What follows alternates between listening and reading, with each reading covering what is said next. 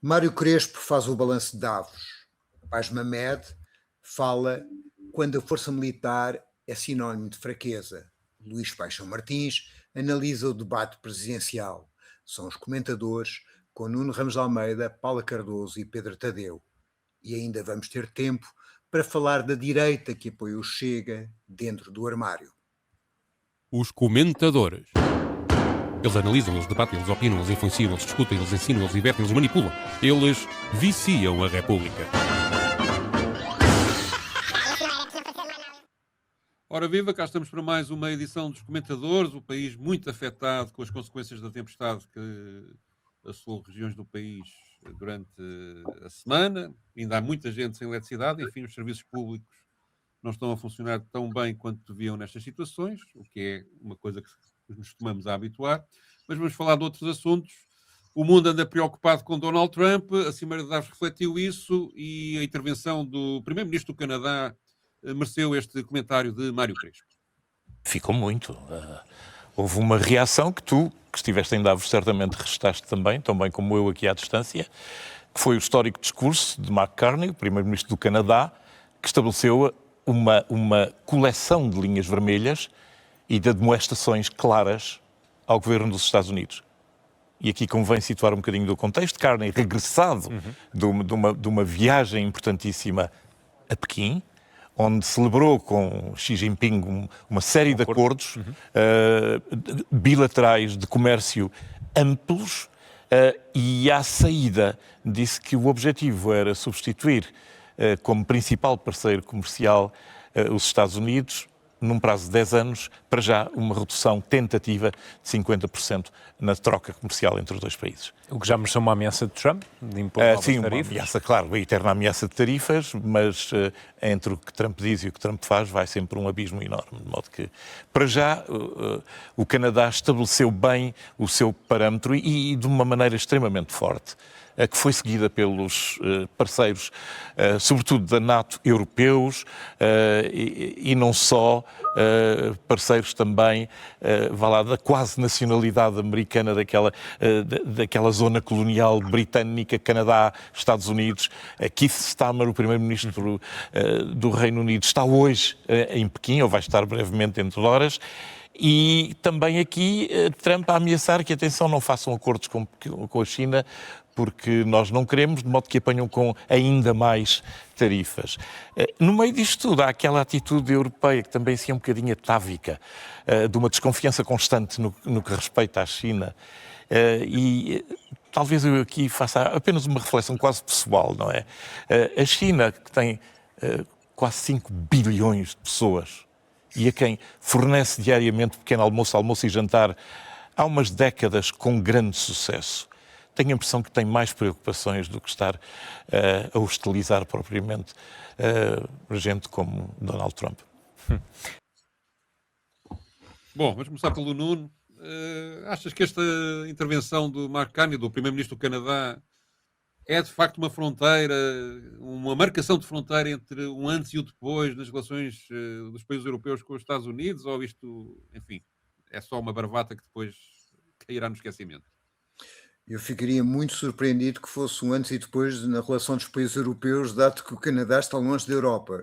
Sim, sim. O Ocidente alargado, Depois, também ficaria muito surpreendido que a China tivesse 5 mil milhões de habitantes, porque tem 1.500... Não, bilhões, que ainda é maior que bilhões. Sim, mas ele utiliza bilhões, acho eu, na norma americana, e na norma europeia continental seriam 5 mil milhões. Tirando estes pormenores que são gralhas, eu acho que há uma realidade que o Primeiro-Ministro do Canadá percebeu, a quem Trump, quando lhe respondeu, chama-lhe governador, não é? Já agora, lembrar, e que a Europa não percebe, que é de facto, se os Estados Unidos estão a fazer de nosso bully, nós temos que diversificar as nossas relações económicas, políticas e até estratégicas com outros parceiros. A Europa fez isso recentemente com a Índia, assinando um acordo com um mercado de mais de 1.500 milhões de pessoas com a Índia, mas recusa-se a fazê-lo com a China, dizendo que a China tem como é que se chama? É uma ameaça. E tem graça, é porque a China não pretende colonizar a Groenlândia, a China não tem bases militares dentro da Europa, a China tem apenas uma base militar fora do território chinês. A China está, de facto, tiveram a desfaçatez de colocar o território no meio de bases militares dos Estados Unidos, mas não é uma potência agressiva do ponto de vista imperial, e, pelos vistos, os Estados Unidos não só querem mandar em si e no seu governo, mas impor aos governos dos outros com quem é que negociam ou não negociam. E aquilo que o primeiro-ministro do Canadá, que é conhecido como um homem pragmático, que foi governador do Banco Central do Reino Unido e também no Canadá faz, é perante esta dependência económica dos Estados Unidos, tem que diversificar fontes. E o que ele fez foi um acordo com a China. Para dar um exemplo, um carro elétrico chinês pagava no Canadá 100% de imposto e passa a pagar 6%. Neste momento, os Estados Unidos ameaça. Na realidade, a grande resposta é o resto dos parceiros mundiais explicarem aos Estados Unidos que ele não está sozinho no mundo, nem manda no mundo. E, portanto, que é necessário que haja um mundo com regras, haja um mundo com um comércio justo e haja um mundo que perceba que o comércio da China tem tanto direito a entrar na Europa, no Canadá e nos outros sítios como o comércio dos Estados Unidos. O que os Estados Unidos fizeram até agora, e não é apenas linha de Trump, foi impedir o cumprimento daquilo que está acordado na Organização Mundial de Comércio desde que a China chegou. Relembro que Portugal e outros países suspenderam e impediram a instalação da aparelhagem 5G chinesa por alegadas questões de segurança. Quando me lembro quem andou a espiar o telemóvel de Angela Merkel e de outros governos europeus foi os Estados Unidos da América. E foram os serviços secretos dos Estados Unidos da América. Paulo, também achas que esta intervenção do primeiro-ministro canadiano pode ter seguidores na Europa? Eu espero que tenha, até porque aqui a determinada altura o Mário Crespo está a falar sobre esta intenção da China e que não tem interesse nenhum em estar aqui a chatear ou a importunar o Donald Trump. E a questão é que para mim não se deve colocar sequer esta discussão nesses termos, porque aquilo que está em causa é uma política de chantagem, que é aquela que caracteriza a administração Trump, até porque, enfim, o próprio discurso do primeiro-ministro do Canadá e depois recebeu como resposta, agora vão ver como é que é, porque vamos aumentar, vamos também aqui convosco abrir uma nova frente de uma guerra comercial.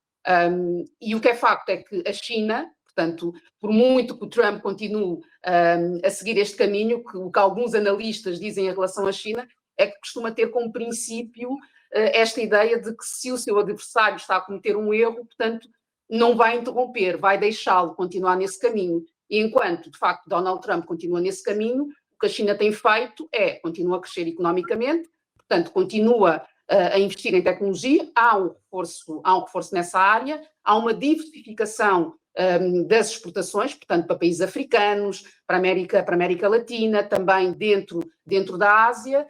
Há, ao contrário daquela que tem sido a política europeia, há aqui um não ajoelhar diante dos Estados Unidos de Trump. Há a defesa dos seus interesses, que eu gostaria que fosse isso a prevalecer. Portanto, que cada Estado, ou que os diferentes Estados, estivessem aqui a defender os melhores interesses para as suas populações, e que é isso que eu sinto sempre que não está aqui na gestão a nível da União Europeia, porque nós, consumidores, e aqui a própria questão do bloqueio a entrada de bens chineses, e depois acaba por se traduzir, eu sei que tem de existir aqui alguns cuidados nestas aberturas, mas e depois nós é que pagamos a fatura sempre. Mesmo esta questão da energia que estamos aqui a ver com a Rússia, nós é que pagamos a fatura sempre. Então, enfim, só aqui para terminar, e também pegando naquilo que o Nuno acabou já por dizer, esta semana, felizmente, já houve o anúncio deste acordo entre a União Europeia e a Índia, que era algo que estava em cima da mesa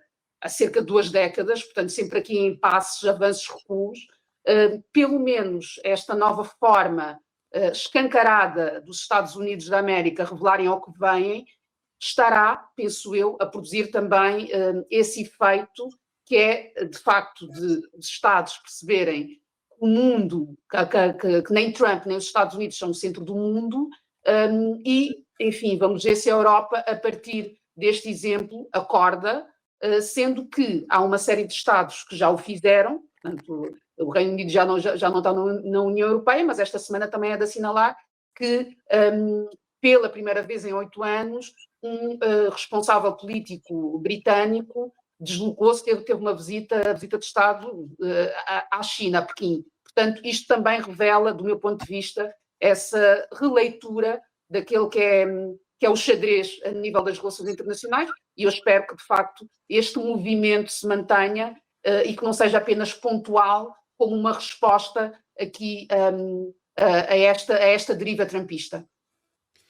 Eu não estou tão otimista como vocês, aparentemente, não é? Porque me parece, bem, o Mark Carney, como o Nuno disse, foi o diretor do Banco de Inglaterra, só isso é um homem do mundo financeiro totalmente dependente ou com uma mentalidade habituada a que o dólar prevalece no mundo, e não sei digamos, se este apelo que ele faz de que, digamos, as médias potências intensifiquem trocas comerciais entre si para ficarem mais autónomas em relação aos Estados Unidos, se depois é para realmente levar a sério, se é pura e simplesmente um discurso de cariz político para tentar, de alguma forma, contrariar os excessos de Donald Trump.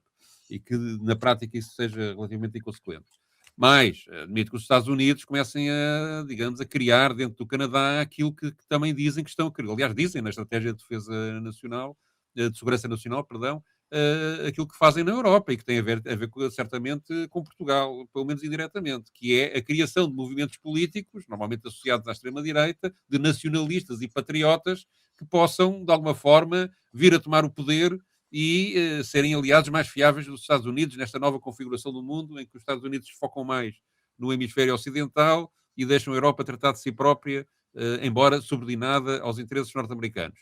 Ou seja, gastando mais dinheiro em defesa do que gastavam até agora, e, portanto, imagino que no Canadá, depois desta rebelião aparente do Primeiro-Ministro, sei lá, por exemplo, o movimento para a independência da Atalanta começa a ser alimentado, da Alberta, perdão, começa a ser alimentado rapidamente. Sei que há uma exigência de referendo a correr para isso dentro do Canadá, portanto, criando divisões políticas e criando uma fragilidade política que torna a vida mais difícil para os canadianos. Portanto, eu desconfio muito que isto tem fraquezas, esta reação europeia, até pelo hábito e pelas relações que os próprios dirigentes europeus têm, os atuais têm, que Estás a voltar a meter o Canadá na Europa.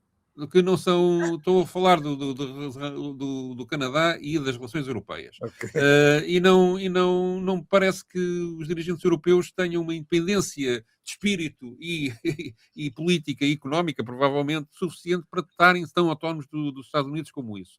Por outro lado, parece-me igualmente que estes acordos estão a ser feitos à pressa com a Mercosul, à pressa, apesar de haver negociações há alguns tempos com a Índia, eventualmente com a China. Por exemplo, o acordo com o Mercosul prejudica os agricultores portugueses, claramente, é mau para nós. Portanto, são acordos que estão a ser feitos, mais uma vez, sem levar em conta há um quadro geral, mas depois não se olha para a realidade económica de cada um dos países constituintes da União Europeia, de forma a fazer acordos que defendam minimamente os interesses de cada país. E isto cria nesses países reações anti esse acordo que levam a que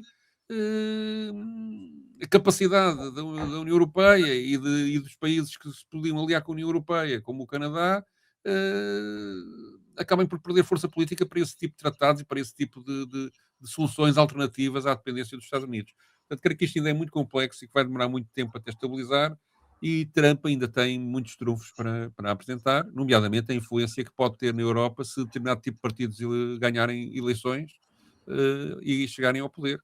Por exemplo, a Inglaterra, há neste momento as sondagens a dar uma vantagem razoável a um partido associado às ideias de Trump, e isso para não falar a Le Pen em França, etc. Portanto, tudo isso, e provavelmente Ventura em Portugal, e portanto tudo isso cria uma situação que no curto prazo pode ter alterações preocupantes. Deixa-me Sim, um só pouco. acrescentar uma Sim, coisa, sim. que é, Diz.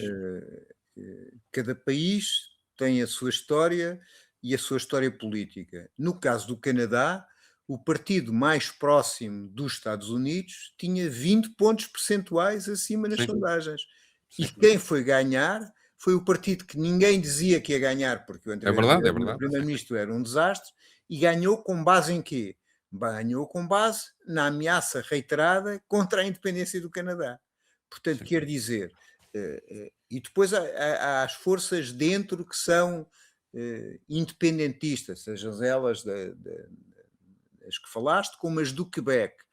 Mas mesmo isso não é claro. Alberto e Quebec, Por exemplo, Alberto e Quebec, porque sim. na Groenlândia há partidos autonomistas e independentistas, e o que é que eles foram dizer em relação aos Estados Unidos e Dinamarca? Foram dizer que têm o direito à autodeterminação, mas no estado atual de estarem ligados a um país, preferem estar ligados à Dinamarca do que preferem estar sob a bota dos Estados Unidos. Portanto, quer dizer, aquilo que veio fazer o primeiro-ministro do Canadá foi negociar parcerias e colocar como meta, a partir de poucos anos, 50% do comércio não depender apenas dos Estados Unidos.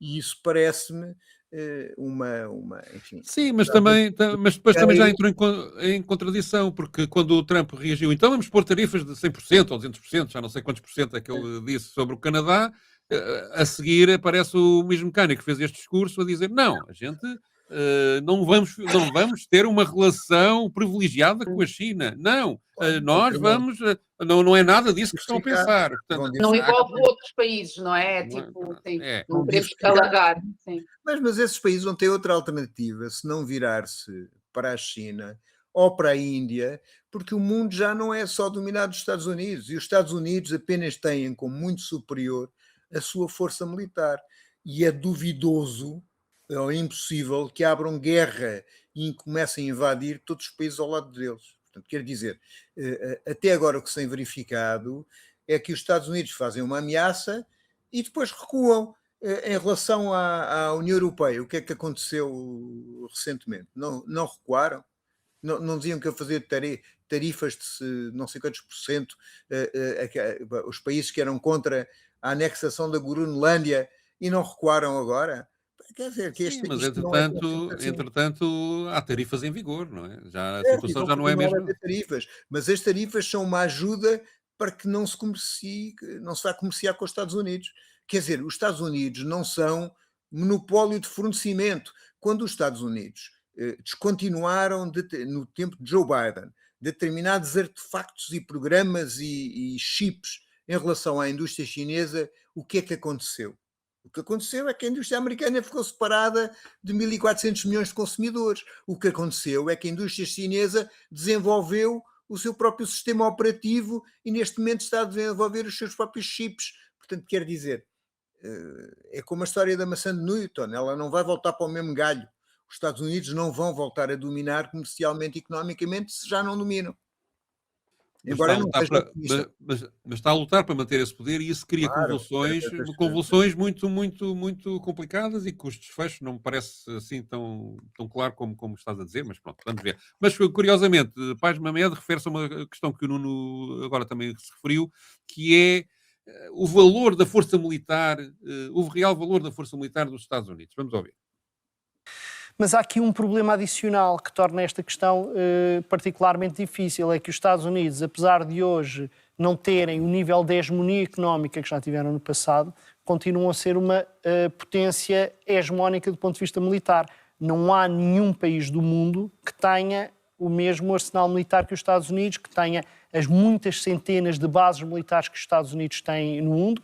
Fala-se muitas vezes do poder crescente económico da China. A China tem uma base militar fora da China. Os Estados Unidos têm, creio que 800, são muitas centenas em qualquer caso, e têm uma presença militar em todo o mundo. E esta conjugação entre uma potência militar que é esmagadora a nível global, com alcance que é verdadeiramente mundial, com a sua decadência económica ou a sua perda de hegemonia económica, torna o sistema político daquele país não só instável, mas as implicações da instabilidade daquele país difíceis de antecipar a nível internacional. Eu não dou demasiado valor a esta questão da Groenlândia enquanto tal, porque, sejamos claros, não há nada que verdadeiramente interesse na Groenlândia aos Estados Unidos que os Estados Unidos não possam ter. Já. E que não tivessem já. Se uma pessoa olhar para o mapa, ou ainda melhor para o globo terrestre, percebe que a China não há motivo para a China ter muito interesse em passar ao pé da Groenlândia. Portanto, do ponto de vista de rotas internacionais, não é essa a questão. Do ponto de vista de minérios, poderia haver esse interesse, mas os Estados Unidos não precisam de ocupar a Groenlândia para que a Dinamarca não esteja interessada em ceder aqueles direitos à China. Os Estados Unidos não precisam... Aos Estados Unidos. Os Estados Unidos têm um acordo desde 1951 com a Dinamarca que lhes permite ter lá as forças militares que precisarem, que quiserem a cada momento. E, portanto, não há efetivamente nenhuma razão óbvia para que os Estados Unidos tenham a Groenlândia. E, portanto, ou nós aderimos simplesmente à tese do rei louco, dizer, aquele discurso só existe porque o Trump meteu na cabeça que queria acrescentar um pedaço do território durante o seu mandato. Não podemos excluir isso, mas também há outra possibilidade, que é, isto faz parte desta estratégia que tem sido seguida desde o início do mandato, que é estar sempre a criar focos de instabilidade, de pressão, para atingir os seus intentos. Aí podemos especular um bocadinho o que é que são os intentos, mas há um que é relativamente óbvio, que é aumentar a pressão sobre a União Europeia, sobre os países europeus como individualmente e coletivamente, para se autonomizarem dos Estados Unidos do ponto de vista militar. Bom, mas isso não é uma coisa que o Trump não quisesse, era o contrário. É o que Trump desde o início quer, é que a Europa se autonomize do ponto de vista financeiro, sempre com a expectativa de que, quando for relevante, há de contar com aqueles parceiros e, portanto, se eu tivesse de apostar alguma coisa, é óbvio que não vai haver nenhuma invasão da Groenlândia, é óbvio que não vai haver nenhum rompimento da NATO, é óbvio que na União Europeia se estão a criar as condições para ser mais fácil vender aos povos europeus que se tem a aumentar muito a despesa militar, e isso não vai ser nada contra os interesses daqueles que neste momento estão a comandar os Estados Unidos. Vamos começar pela Paula. Então, o Paz Mamed refere que, no fundo, o que a Europa está a fazer é seguir a própria estratégia de Trump, ou seja, gastar mais em armamento, provavelmente comprar, ele não diz isso, essa parte ele não diz que é compra de armamento norte-americano, mas e libertar recursos dos Estados Unidos para outras frentes, mantendo, digamos, uma ligação profunda e, portanto, convencendo as pessoas de que esta estratégia de maior despesa militar é mesmo necessária. Parece que é isso que está a passar? Essa para mim é uma dimensão do problema e, aliás, já quando tivemos estes fundos para a guerra da Ucrânia, também era esse o desfecho. Portanto, o dinheiro depois, no final, para onde é que ele ia, não é? Ia para estas empresas, para esta indústria de armamentos americana. Aqui, em relação à Groenlândia, eu não concordo com esta visão de que não tem grande importância, ou não demos assim tanta importância à Groenlândia, e até com esta ideia de que não tem muito interesse. O próprio Trump é que vem dizer, por um lado, que são questões de segurança, portanto, sempre esta narrativa de que há aqui uma ameaça mundial, europeia, neste caso, que é preciso conter, e ele disse com todas as letras que pretende travar com esta presença na Groenlândia, negociando aqui uma outra etapa deste acordo com a Dinamarca, pretende travar as aspirações não só da China, mas também da Rússia. Portanto, ele diz isto, diz que é uma questão de segurança, não tem nada a ver com a exploração das terras raras e até se gaba do património que os Estados Unidos têm a esse nível, portanto, que não precisa de mais, já está muito bem servido. Portanto, não é essa a questão. Aqui, o que é relevante também é perceber o interesse e a importância que a Groenlândia, que esta questão da exploração das terras raras, tem para a China, e tem, por isso é que eu digo que não é justo estar a retirar a relevância daquilo que está a acontecer, porque é, de facto, importante que se perceba que já estávamos há pouco a discutir esta guerra comercial, e isto é uma dimensão também desse processo, portanto, desta tentativa de Trump e dos Estados Unidos impedirem os outros Estados e travarem quaisquer possibilidades de vida para além desta ordem ou desta desordem que tenha que estar subjugada aqui aos interesses americanos. Portanto, a China claramente não está alinhada com esta lógica, e nos últimos anos foi-se munindo de todos os apetrechos para que, de facto, possa, nesta fase, fazer um manguito, não é? com toda a propriedade, e obviamente Donald Trump está a usar de todos os meios que tem para travar esta ascensão, e passa também pela Groenlândia. Eu concordo parcialmente com o que o Paz Mamed disse, mas não chega exatamente à mesma conclusão do que ele chega na questão da Groenlândia, porque é evidente que eu concordo que muito dificilmente os Estados Unidos realmente irão invadir a Groenlândia e ocupar militarmente aquilo. Mas acho que vão conseguir o seu objetivo, porque acho que a Dinamarca e a União Europeia acabarão por ceder, à medida que vão decorrendo as negociações, vão cedendo, e qual é o objetivo, pelo menos anunciado pelo próprio Trump várias vezes? Criar um sistema de mísseis intercontinentais, antimísseis, um sistema de defesa antimísseis intercontinentais, em vários pontos do território da Groenlândia, onde os Estados Unidos terão que ter soberania total para poder usar aquilo quando entenderem, supostamente para se defenderem de um ataque eventualmente russo aos chineses. E, portanto, a base militar que eles têm neste momento é insuficiente para fazer essa cobertura, e esse é um primeiro ponto. E depois há outro ponto que me parece também relevante e que me parece demasiado esquecido, que foi o anúncio o ano passado, creio que em fevereiro ou março, deve estar a fazer um ano, que a Rússia e a China estabeleceram um protocolo para fazer uma rota comercial de grande circulação durante todo o ano, através do Ártico, passando relativamente perto da Groenlândia, o que tira do controle do Ocidente, pode tirar, quando essa via tiver feita, uma boa parte do comércio internacional, e, portanto, tudo o que é embargos e coisas desse género, em boa parte do mundo, pode passar a ser furada se essa via estiver aberta nos termos em que foi apresentada. E, portanto, há aqui interesses para além das questões dos minerais, etc., que estão em cima da mesa, e depois há uma ideia, digamos, esta ideia do controle do hemisfério ocidental, que implica que os Estados Unidos, do ponto de vista meramente político, também mostrem ao mundo que realmente o estão a fazer, e daí não se focarem apenas só nos países da América Latina e falarem também no Canadá e na Groenlândia. Portanto, há este aspecto, mas penso que, digamos, a observação dele que é difícil que realmente os Estados Unidos invadam.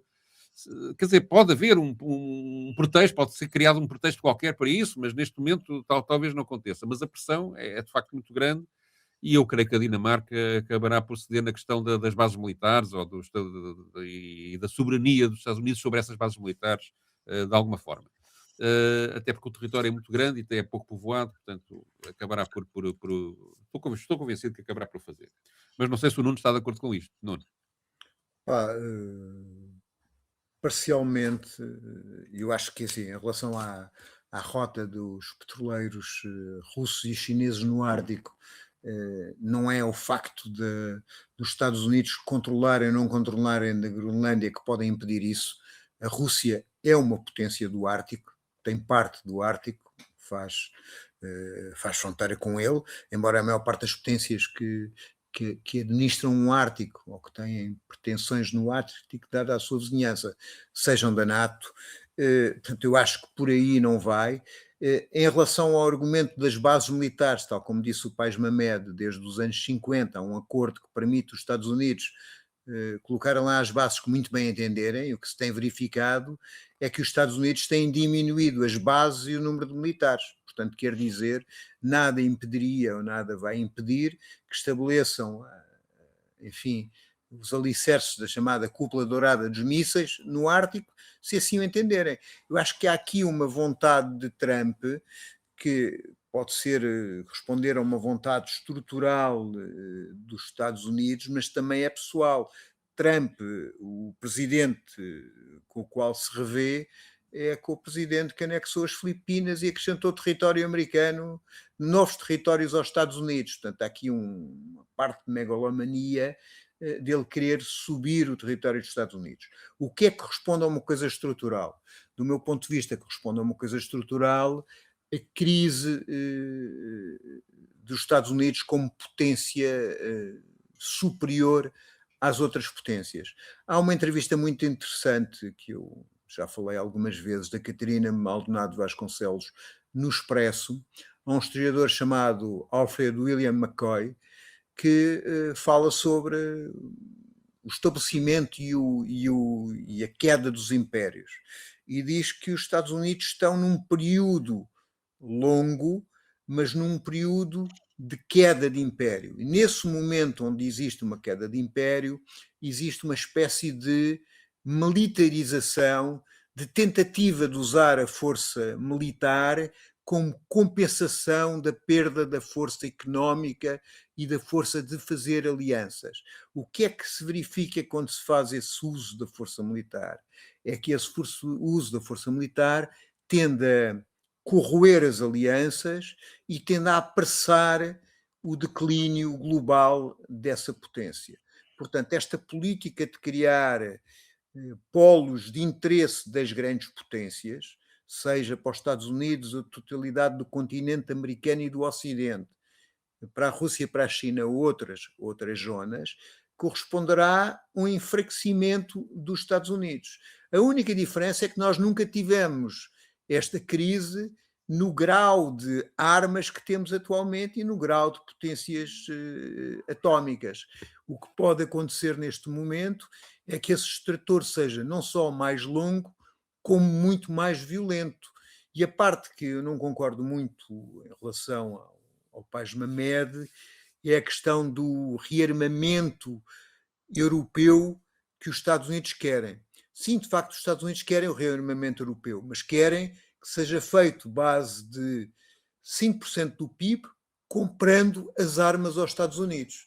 E esta situação de uns Estados Unidos imprevisíveis que lutam pelos seus interesses contra a própria União Europeia, do meu ponto de vista, se a Europa não fosse um bando de bananas, perceberiam que teriam que comprar armas aos próprios europeus ou outros mercados e nunca armas, nunca 600 mil milhões de dólares para reforçarem ainda mais a indústria militar dos Estados Unidos, que é aquilo que os Estados Unidos acena quando quer ameaçar até a União Europeia.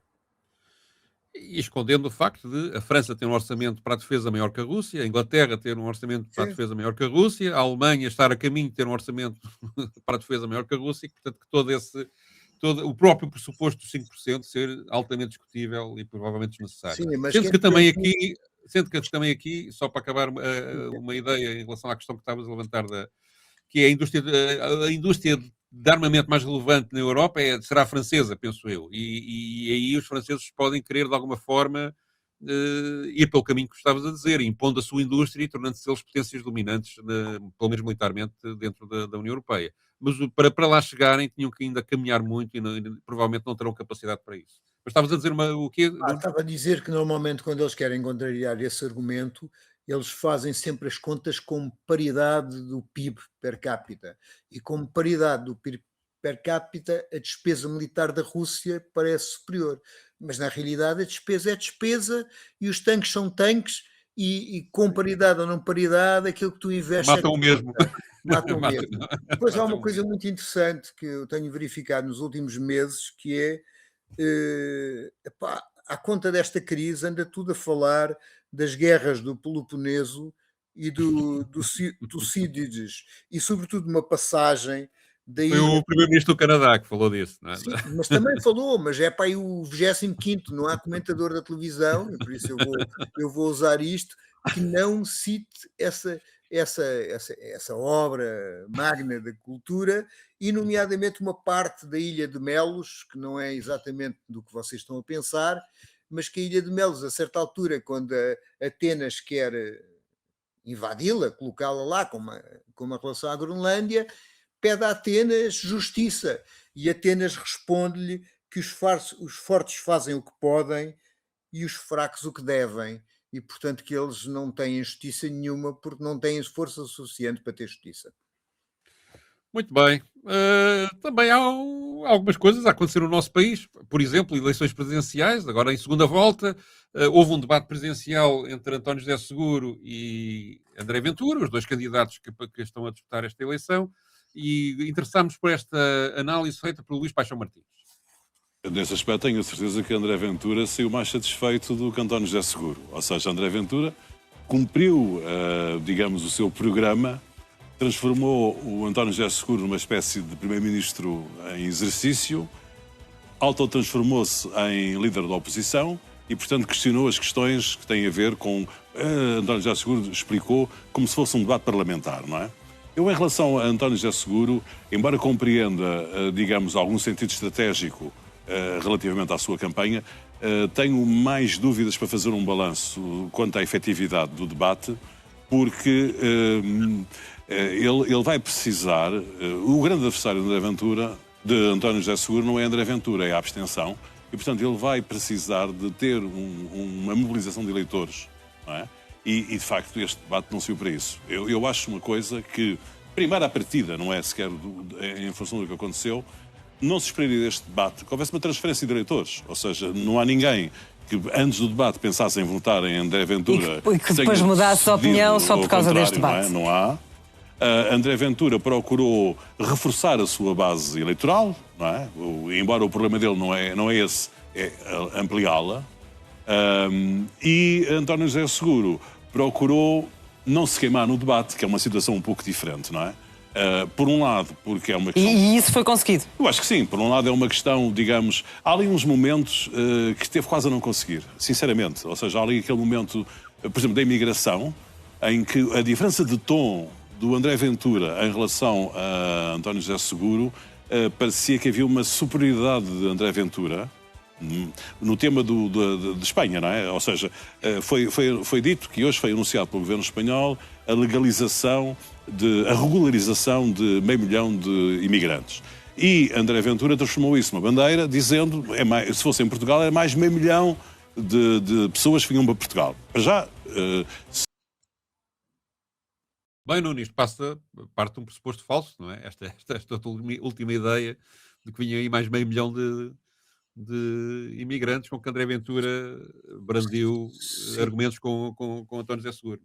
Sim, aliás, na continuação da argumentação, o próprio Luís Paixão Martins afirma uma coisa óbvia que aliás, António José Seguro disse: regulamentar não significa vir mais imigrantes, significa que os que estão cá, que têm determinadas condições, podem ser regulamentados. A que respondeu André Ventura: mas isso é legalizar aqueles que entraram ilegalmente. Portanto, e continua nesta conversa. Mas aquilo que André Ventura nunca responde sobre esta matéria ele reconhece que os imigrantes são necessários. Ele não esclarece como é que, sendo eles necessários, podem ficar cá e entrar cá. Ninguém vai acreditar que é pelo sistema consular português no Bangladesh, onde não existe uma única representação consular, que vai ser possível colocar 1,5 milhão de imigrantes que nós precisamos. E este é o problema de André Ventura. Não só não explica como é que vai manter a economia nacional, que necessita de imigrantes, como também não explica qual é a justiça e qual é a lógica que um imigrante esteja cá 5 anos a fazer descontos e, segundo as palavras dele, nem sequer as suas crianças devem estar na creche e no ensino. Quer que num armazém, num caixote. Portanto, quer dizer, ele utiliza o ódio aos imigrantes como característica mobilizadora do seu voto. E esta é a realidade do debate. O debate que fez André Ventura é um debate em relação às suas ideias para levar mais gente para o ódio aos imigrantes e para o ódio dizendo que existe um sistema e uma realidade que não satisfaz os portugueses do ponto de vista dos serviços públicos, do ponto de vista da habitação, do ponto de vista dos ordenados, essa parte toda verdadeira, e que é necessário ele, para alterar as coisas. E como é que ele altera as coisas? Castiga os ciganos e os imigrantes, como se isso fosse alguma coisa que fizesse alguma coisa, quando a questão, aliás, está muitas vezes nas condições de exploração e na desigualdade social, que ele não pretende mexer, porque na realidade ele é pago pelos patrões que lucram com essa desigualdade social. E depois há coisas que são mero oportunismo, que é, por exemplo, eu no meio desta coisa já me esqueci de várias, mas há uma que eu fixei. Quando André Ventura fala de Armando Vara e de ter um duplo subsídio vitalício, esquece de afirmar algumas coisas óbvias. Primeiro, os subsídios vitalícios aos políticos não foram estabelecidos pela Constituição. E aquilo que acontece é que a única forma de mudar isso na Constituição era estabelecer a retroatividade das leis. Ora, estabelecer a retroatividade das leis significa que poderíamos tirar o subsídio vitalício a pessoas antes de 2005 que o tinham, mas também significa muitas coisas. Significa que, por exemplo, podemos aprovar em Assembleia da República um aumento de rendas que seja retroativo há 10 anos e obrigar os cidadãos portugueses todos a pagarem rendas mais altas sob contratos que não eram assim. Portanto, acabamos com o primado do direito e a confiabilidade do direito e a sua universalidade. No fundo, o que fazemos é criar condições jurídicas para uma total ditadura sem regras e sem leis. Isto é, alguém pode ser condenado por fazer um partido político no tempo em que o fez. Por exemplo, alguém pode ser condenado em ter feito uma manifestação porque a lei passou a ser retroativa. Agora, aquilo que diz, para acabar, Luís Paixão Martins, que me parece ser algo importante, é que eles competem em tabuleiros diferentes. André Ventura pretende o máximo de votos possível para poder vir a ser primeiro-ministro e vir a liderar aquilo que ele chama à direita. E António José Seguro precisa de mobilizar a maior parte de votos possíveis daqueles que não querem uma pessoa como André Ventura no poder. E a questão nestas eleições é essa mesmo, é que a capacidade de António José Seguro de conseguir mobilizar e impedir que as pessoas vão para a abstenção e para o voto em branco. E aí, na questão concreta do debate, eu acho que o Luís Paixão Martins tem alguma razão, embora me pareça que, no essencial, António José Seguro tenha ganho o debate, porque as coisas que André Ventura disse não pareceram convincentes, além de serem ideologicamente já tão delimitadas que não penso que cresçam muito nesta altura junto do eleitorado. E António José Seguro apresentou algumas coisas interessantes, alguma capacidade de retorquir a André Ventura interessante, mas de facto não é uma pessoa com caráter mobilizador, não sai dali nenhuma paixão, e isso é um problema. E, portanto, tem de facto de se esforçar e não desistir de fazer campanha, porque criar uma situação em que André Ventura chega aos 35%, 40%, mesmo que não ganhe, não é?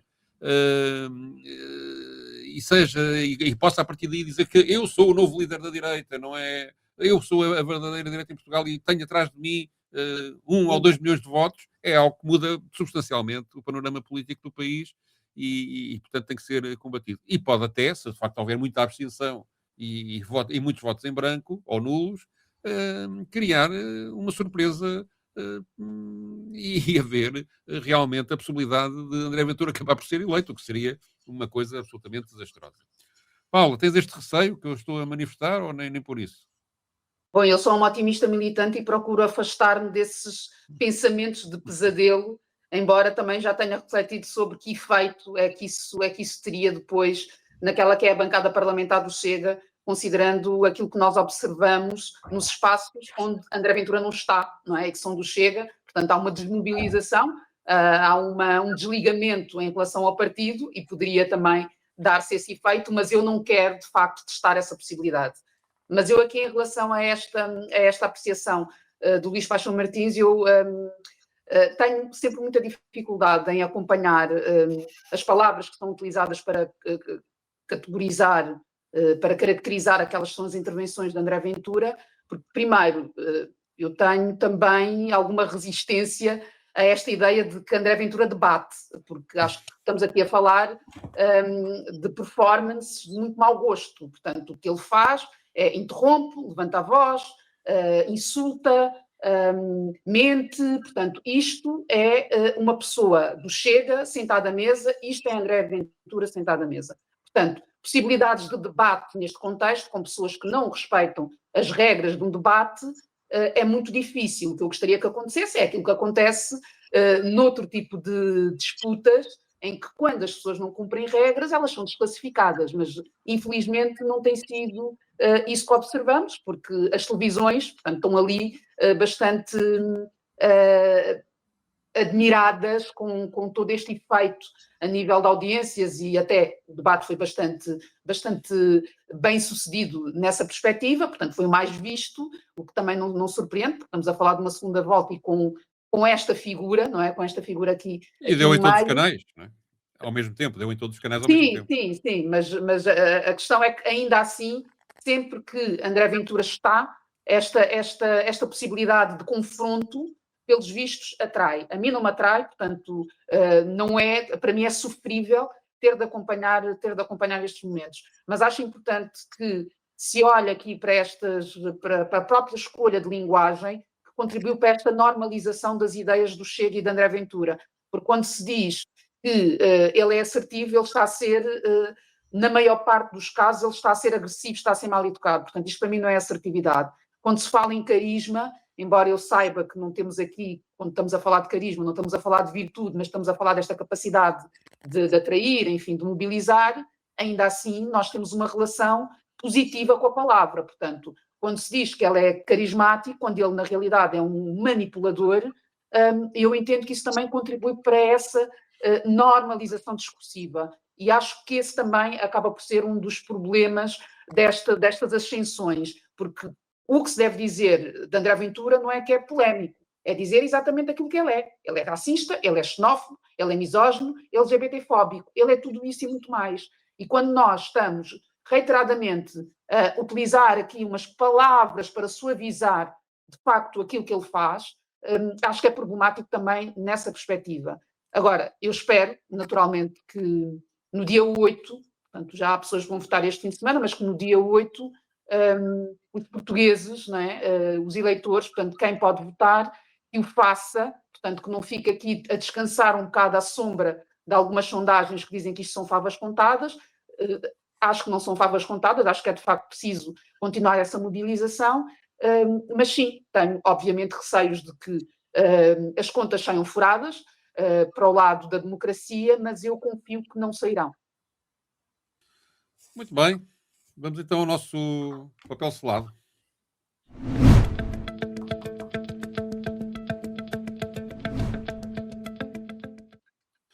E escolhemos um artigo de Ana Sá Lopes, no Jornal Público, que analisa como alguns intelectuais da chamada direita democrática aparecem agora a aliarem-se a André Ventura, objetivamente, e ela utiliza um caso concreto de Rui Ramos, o historiador Rui Ramos, que escreve no Observador, é aliás um dos acionistas do Observador, que escreveu que nesta segunda volta a candidatura de António José Seguro configura uma candidatura de guerra civil, de exclusão e de ódio profundamente iliberal, por ter sido transformada desde domingo na candidatura da democracia. Estou a citar o que a Ana Sá Lopes escreve. Rui Ramos usa exatamente todos os adjetivos e substantivos que costumam ser utilizados para descrever Ventura, promotor da guerra civil entre verdadeiros portugueses e imigrantes, de exclusão e ódio contra os membros da etnia cigana ou cidadãos do Bangladesh, por exemplo, e iliberal, como são todos os partidos com que Ventura se identifica, a começar em Vítor Orbán, que já endossou o seu apoio a André Ventura. E ela estranha e acha preocupante este apoio que pessoas da direita, que até aqui se designavam e se auto-intitulavam como defensores do liberalismo e da democracia, estarem agora a comprometerem-se, de certa maneira, com André Ventura. Vou começar pelo Nuno. O que é que parece esta análise? Parece uma análise correta, André Ventura não teria sido normalizado, não teria crescido até este nível se não houvesse uma enorme normalização por parte da direita, muito mais vasta que os cronistas do Observador, porque isto é o núcleo dos cronistas do Observador, que fazem todo o discurso a dizer que no programa de André Ventura não há nada de antidemocrático e que no programa de António José Seguro há um perigo de esquerda, do socialismo, etc, que põe em causa a democracia. E, na realidade, este número de gente de direita que normaliza o Chega, abre as portas ao Chega e o vai levar ao poder sozinho ou em coligação, é muito mais vasto disso. Inclui, nomeadamente, nomes como Passos Coelho ou nomes como Luís Montenegro. Mas Cavaco Silva, por acaso, pôs fora. É verdade. É verdade. Paula, também preocupa esta aliança de uma parte da direita dita democrática com a extrema-direita? Quer dizer, foi assim que André Ventura começou, não é? Começou na direita dita democrática, portanto, eu gostava de perceber o que é isto de ser um intelectual e até que ponto é que estes posicionamentos não devem retirar depois esse tipo de título. Mas, em todo o caso, é evidente que é daí que ele vem, portanto, foi assim que ele se fez, portanto, entrou no sistema e por isso é que eu também acho que é importante que se insista nesta ideia de que a proteção que nós temos a nível de uma Constituição da República e de outras leis, nesta questão do Estado democrático, este Estado de Direito, portanto, pode ser desmantelado. Portanto, esse risco existe. Esta ideia de que está feito, está ganho, é perigosa e não refletir sobre esse impacto que eu considero que enfim, que já temos aqui, infelizmente, muitos movimentos nesse sentido. O próprio governo, para mim, está completamente alinhado à extrema-direita, portanto, estas cedências reiteradas que têm acontecido, enfim, para mim é apenas a confirmação, digamos, da autoria, porque, na realidade, a direita democrática tem os direitos de autor de André Ventura, portanto, e está aqui, de alguma forma, a recolhê-los, não é? Porque também quer gozar filão. Muito bem, e encerrando assim o nosso comentadores de hoje. Voltamos para a semana, passem bem. Os comentadores. Eles analisam, eles debatem, eles opinam, eles influenciam, eles discutem, eles ensinam, eles divertem, eles manipulam. Eles viciam a República.